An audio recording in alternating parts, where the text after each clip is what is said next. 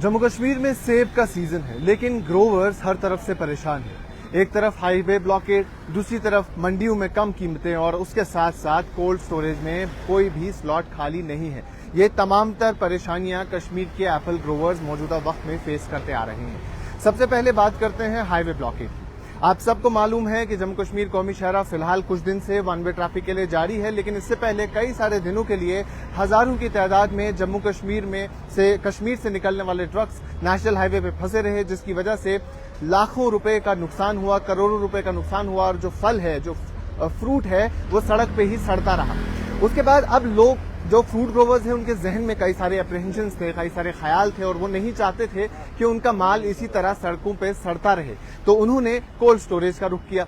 लेकिन cold storage में इस वक्त बुकिंग्स ऑलरेडी जारी है। जो इससे पहले कई सारे लोग थे जिन्होंने बुकिंग कर ली थी, स्लॉट्स फिट कर लिए थे, वो कोल्ड स्टोरेज में जगह खाली नहीं है। इससे पहले अक्सर होता यूं था कि कोल्ड स्टोरेज में सिर्फ ए ग्रेड एप्पल जाता था। आप अगर इस इंडस्ट्रीज को जानते होंगे, समझते होंगे, तो आपको मालूम होगा कि जब कोल्ड स्टोरेज में सेब जाता है, फ्रूट जाता है, तो सबसे पहले ग्रेडिंग टेस्ट होता है और जो ए ग्रेड एप्पल होता है उसे ही यूजुअली स्टोर किया जाता था और बाकी जो माल होता था उसे पहले टाइमली बेसिस पे बाहर भेजा जाता था, ताकि वो वक्ती तौर पे उसे बाहर भेजा जाए और फिर उसे कैश किया जाए और जो लागत लगी होती थी, जिसमें दवा पाशी होती है, उसके साथ साथ ग्रोवर का जो बाकी खर्चा होता है, वो फौरी तौर पे मुकम्मल पूरा कर ले और उसके बाद जो ए ग्रेड एप्पल वो स्टोर करते हैं उसे वो बाद में भेजे, ताकि वो अच्छी कीमतें हासिल कर सके। लेकिन इस बार हुआ यूं कि जितने भी ग्रोवर्स हैं वो चाहते हैं कि उनका सारे का सारा माल कोल्ड स्टोरेज में चला जाए, क्योंकि वो डरते हैं कि उनका माल भी कहीं सड़क पे इसी तरह खराब ना होता रहे। वहीं दूसरी तरफ अगर देखा जाए तो कोल्ड स्टोरेज में अब तमाम तर लोग तो जा रहे हैं, लेकिन हमारे पास एम्पल कोल्ड स्टोरेज है। लेकिन इस तरह की सूरत हाल इससे पहले, इस बड़ी स्केल की सूरत हाल इससे पहले कश्मीर में देखने को नहीं मिली। लेकिन इसी की वजह से इस बार कहीं न कहीं ग्रोवर्स के जहन में ये ख्याल रहता है कि कोल्ड स्टोरेज कम है, लेकिन कोल्ड स्टोरेज की तादाद ठीक है। लेकिन इस बार जो सूरत हाल बनी, जो इस बार कंडीशंस हुई, उसके चलते सारे का सारा माल वो स्टोर करना चाहते हैं। लेकिन यहाँ ये बात भी जानना जरूरी है कि हर एक किस्म का माल कोल्ड स्टोरेज में नहीं जा सकता है, हर एक माल की शेल्फ लाइफ वहां नहीं बढ़ाई जा सकती है। उसके साथ अगर ट्रांसपोर्ट की बात करें तो कई सारे ट्रक हजारों की तादाद में नेशनल हाईवे पे फंसे रहे और अब उन्हें जाने में इतना वक्त लगा, अब वहां उन्हें अनलोडिंग करनी है और वापस आना है, तो एक लंबा वक्फा इस पूरे में गुजर जाएगा। इसके चलते जो भी ट्रांसपोर्टर्स हैं उनकी कीमतों में इजाफा हो गया है। अब ग्रोवर्स इससे परेशान है कि अगर ट्रांसपोर्ट में इजाफा होता है, ट्रांसपोर्ट की कीमत में इजाफा होता है, तो सेब की कीमत में भी इजाफा हो जाएगा और वो कीमत उन्हें वहां वसूल नहीं होगी। अब इस वक्त जितने भी ग्रोवर्स हैं वो चाहते हैं, एक तरफ से सरकार ने आरटीसी बसेस को तो लगा दिया है और उनकी रेट्स भी मुकर्रर कर दी गई है, सरकारी रेट सामने आ गई है, लेकिन वो चाहते हैं कि ट्रेन जो सर्विस है वो और बढ़ जाए। जितनी ट्रेन अभी तक चल रही है उनकी सर्विस और बेहतर हो, ताकि ज्यादा से ज्यादा माल बाहर जाए।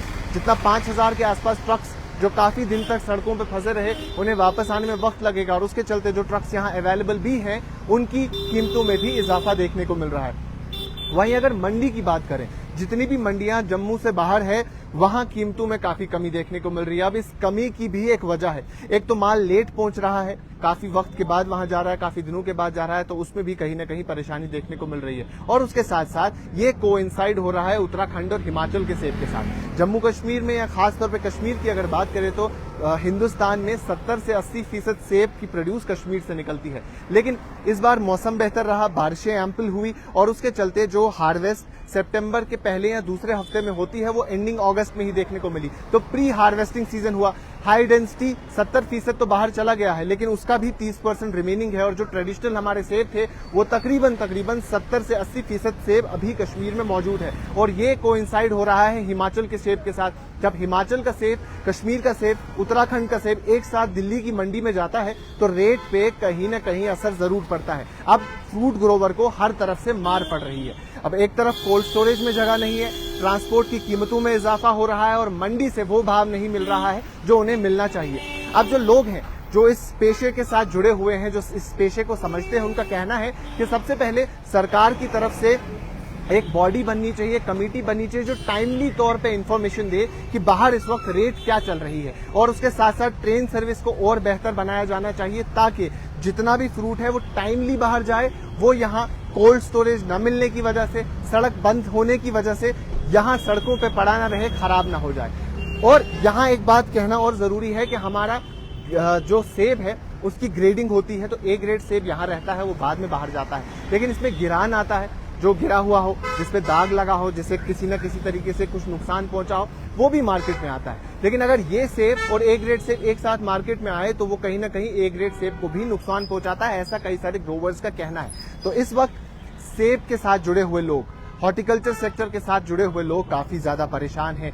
अभी भी काफी ज्यादा नुकसान देखने को मिला है, काफी ज्यादा नुकसान होने के आगे भी ऐसा खदशा है कि अगर मौजूदा सूरत हाल ही रही तो ऐसा ही नुकसान और आगे आने वाले वक्त में देखने को मिल सकता है। तो इस वक्त इनकी डिमांड इतनी सी है कि हमारे लिए ट्रेन सर्विस को और बेहतर बनाएं ताकि जल्द से जल्द माल को बाहर पहुंचाया जा सके और एक प्रॉपर कम्युनिकेशन हो ताकि किसी किस्म का नुकसान और यहाँ के ग्रोवर को ना देखना पड़े। अभी के लिए इतना ही, बाकी तमाम मजीद मालूमात के लिए आप बने रहें कश्मीर लाइव के साथ।